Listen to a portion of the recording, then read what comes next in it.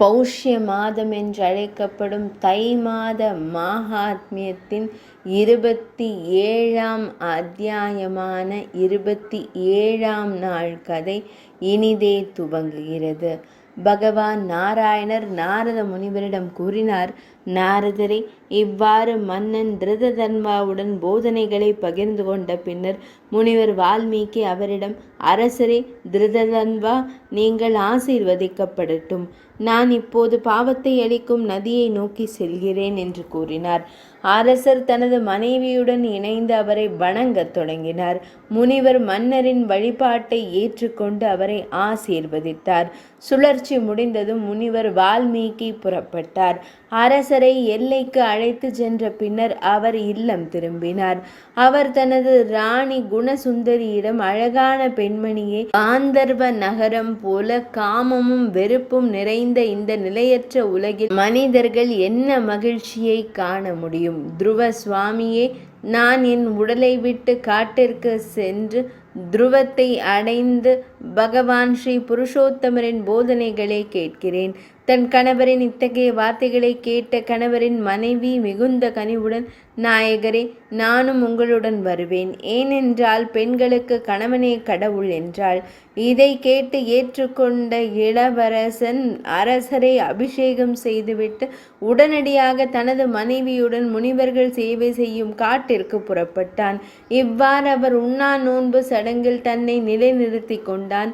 அரசரின் மனைவி எப்போது அவருக்கு சேவை செய்து வந்தாள். அரசர் இப்படியே தொடர்ந்ததால் புருஷோத்தம மாதம் முடிந்தது. திடீரென்று ஒரு விமானம் வந்தது. விமானத்தில் ஏறி அவர் ஒரு அழகான புதிய வடிவத்தை எடுத்து உடனடியாக கோலோகத்திற்கு புறப்பட்டார். நாரத மாமுனிவர் பகவான் நாராயணரிடம் கூறினார். நாரத மாமுனிவரை கண்டு நாராயணர் கூறினார், புருஷோத்தமனை போல இந்த பூமியில் எதுவும் இல்லை. நாரதரே, நான் கூறுவதை கேட்பீராக. 1000 ஜென்ம தவம் செய்தாலும் புருஷோத்தமருக்கு சேவை செய்ததன் பலனை தர இயலாது என்றார்.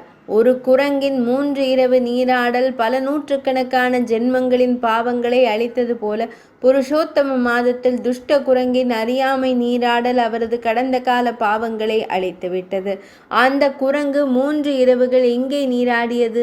அந்த குரங்கு யார்? அவர் என்ன உணவு உட்கொண்டார்? எங்கு பிறந்தார்? புருஷோத்தம மாதத்தில் தெரியாமல் உட்கொண்டதால் ஏற்பட்ட விளைவுகள் என்ன? இதனை கேட்ட நாராயண பகவான் நாரத மாமுனிவரிடம், நாரதரே, கேரளாவில் பேராசை கொண்ட ஒரு பிராமணர் பிறந்தார்.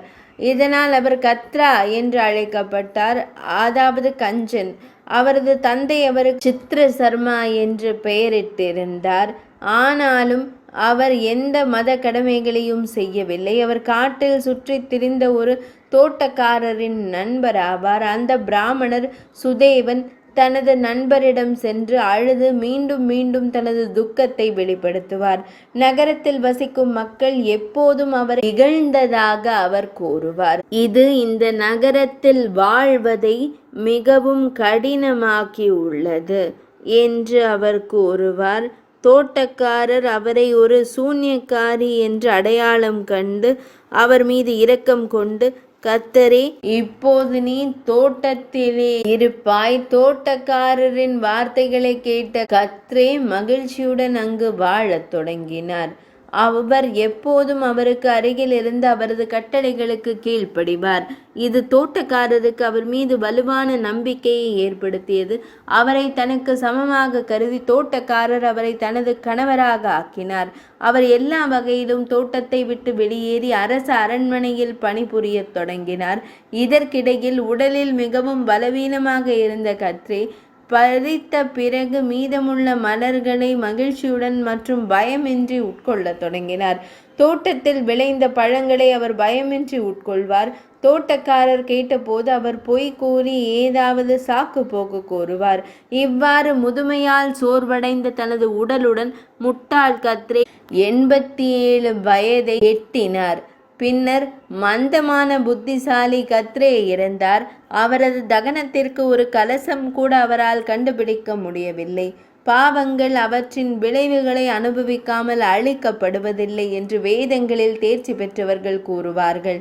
அவரது மரணத்திற்கு பின் அவர் யமனின் தூதர்களின் கதாயுதங்களின் அடிகளால் அழுது கொண்டே கடுமையான யமனிடம் சென்றார்.